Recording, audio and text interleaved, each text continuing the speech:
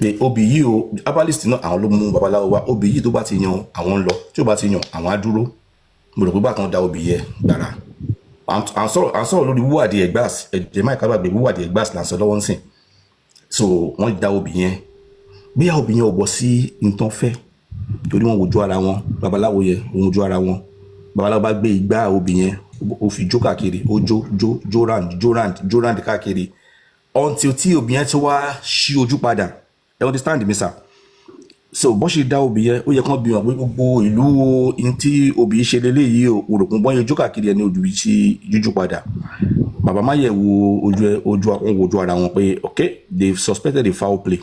So ibi tó yí ojú sí ni wípé kí àwọn máa lọ o, àwọn olè dùn nìbàdàn mọ́ o, pé káwọn lọ gba independence àwọn káwọn máa lọ sí ibòmíràn.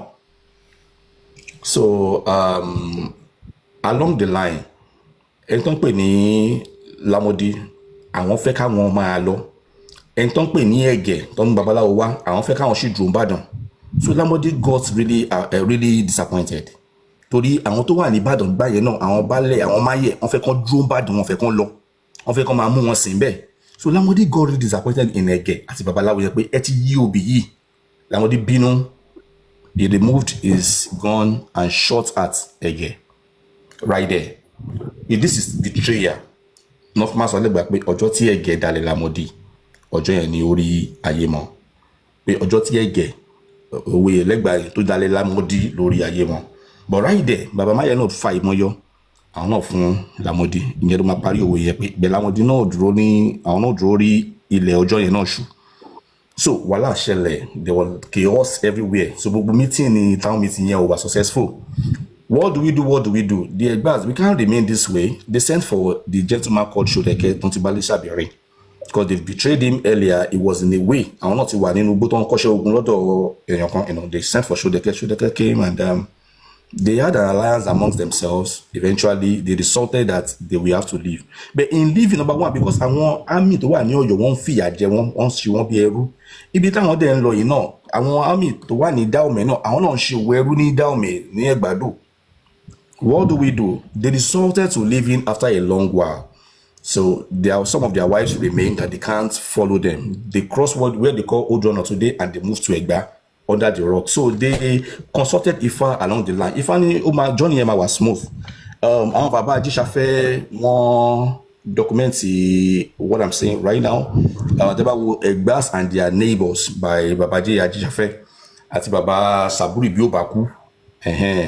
So the Abeokuta of yesteryears and today, Baba Jishafeni and then Baba Biobaku now, most of these things that we are saying, all of these things we are saying, please, let's all feel free to request for references, to bring all these references. These are historians of Egbas that documented all these things that we are giving us.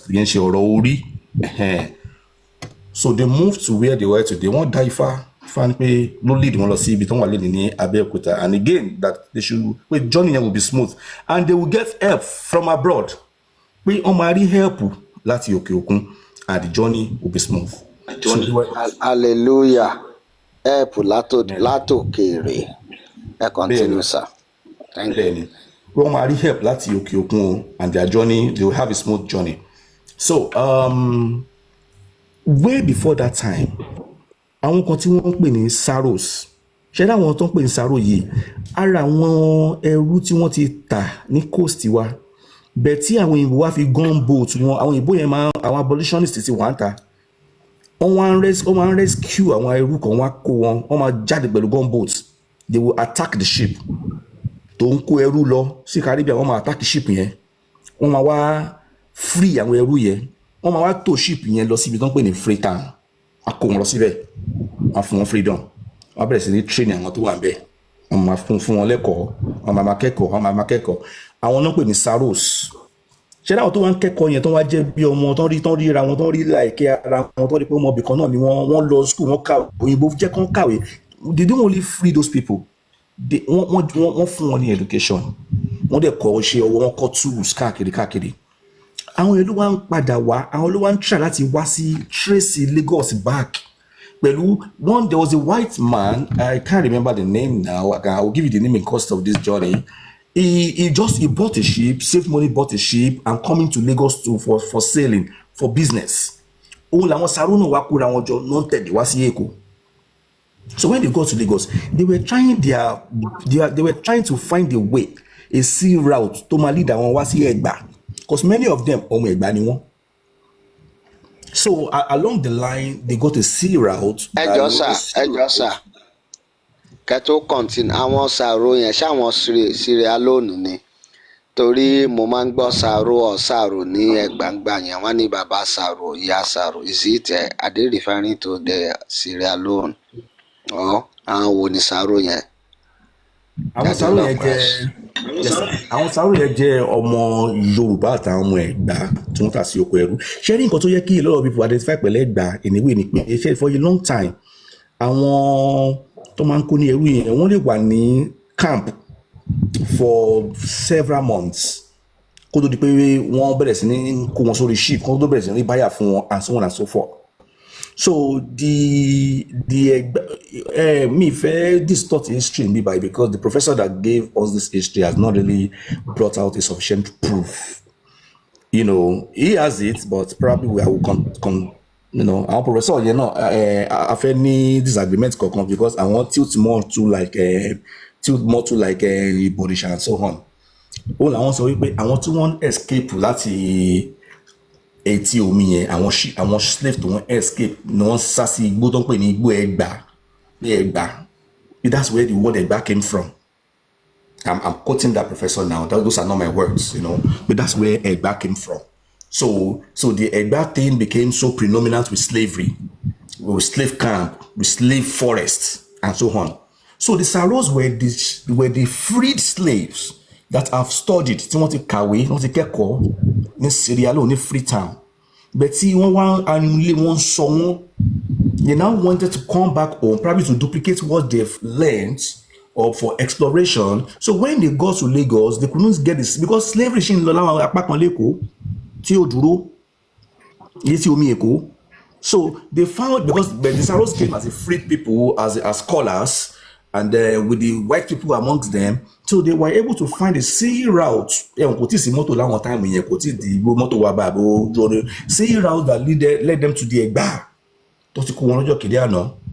Wọ́n wá wọ ilẹ̀ Ẹ̀gbá, àwọn èèyàn rí wọn, àwọn èèyàn pariwo ọlágbájá lélẹ̀ kíní kan lélẹ̀, wọ́n sì mọ ara wọn, wọ́n sì rí àwọn relatives ara wọn, wọ́n sì relate àwọn ẹ̀lú kọ́kọ́ smuggle Christianity wọlé. Let me use the word smuggled nítorí kò really wà prominent báyẹn. Àwọn Saros àwọn ló bẹ̀rẹ̀ sí ní wàásù Christianity. Wọ́n padà sí Sierra Leone. They came back again. Dadiola. Yes, sir. Dadiola. Mo kó Yorùbá ní ó lápèjúwe. Ọ̀rọ̀ tẹ́sán yìí sì ó máa ń lápẹẹrẹ. I am hearing it for the first time. Tó bá jẹ́ wípé àwọn tó dé sí Sierra Leone ni wọ́n kọ́kọ́ smuggle Christianity wá sí ilẹ̀ Yorùbá or Ẹ̀gbá to say, why are we now saying that òyìnbó ló mú Christianity wá? Whether smuggle, whether it was acceptable then or it gained ground then or not, ìyẹn túmọ̀ sí pé àwọn ọmọ Áfíríkà gan, ọmọ Yorùbá gan ló kọ́kọ́ mú ẹ̀sìn wá. Àbí bẹ́ẹ̀ kọ́, àárín yẹn ó ṣe pàtàkì fún wa. Ẹ bá wa emphasize ẹ̀, kẹ bá wa yànnàná ẹ̀ dáadáa. Ẹ kí n kó síwé Bach Freeman kan tọkọ ní 1893 tí wọ́n ní some of the liberated African Christians who had returned to Abeokuta, liberated African Christians. This is before káwọn Bach Freeman tó wá. Who had returned to Abeokuta sent an urgent request to the Wesleyan Missionary Society for the appointment of a Christian teacher. One letter of the missionary at Sierra Leone was couched in personal terms. Emma, what terms here? For Christ's sake, come quickly. Àwọn Saro nìyẹn, liberated African Christians ló ń kọ́ o. For Christ's sake, come quickly. Let nothing but sickness prevent you. Àfi tẹ́ bá sick nìkan. Mo quote directly now. The book written in 1893. Let nothing but sickness prevents you. Do not stop to change your clothes, to eat or drink or sleep, and salute no man on the way. Do for God's sake. Start this moment. Start this moment. These were liberated Africans. Kì í ṣe àwọn òyìnbó ló kọ lẹ́tà sí Wesleyan, àwọn Methodist tó wà ní Sierra Leone. Ẹ jọ̀wọ́, a nílò ìrànlọ́wọ́ ní bíbá yìí. The condition that àwọn people wà yìí, enjoyment táwa ti rí ní Sierra Leone, technician work tá ti learn ní Sierra Leone, ìtẹ̀síwájú tá ti learn ní Sierra Leone, let's bring it to ilẹ̀ Ẹ̀gbá. Àwọn Saros délé tí wọ́n appeal sí Sierra Leone, àwọn ni wọ́n padà wá pé no, àní kọ́ ẹ̀kọ́ yìí lásán, let's go back home and liberate our people. Àwọn ló kọ́kọ́ wá o, èèyàn dúdú, àwọn brothers wa ni wọ́n o. Now ó ṣe bá fún wọn látẹ̀wọ́, ẹ bá fún wọn látẹ̀wọ́ ẹjọ́ káwọn náà mu omi, kí wọ́n gbé cup kí wọ́n mu omi díẹ̀.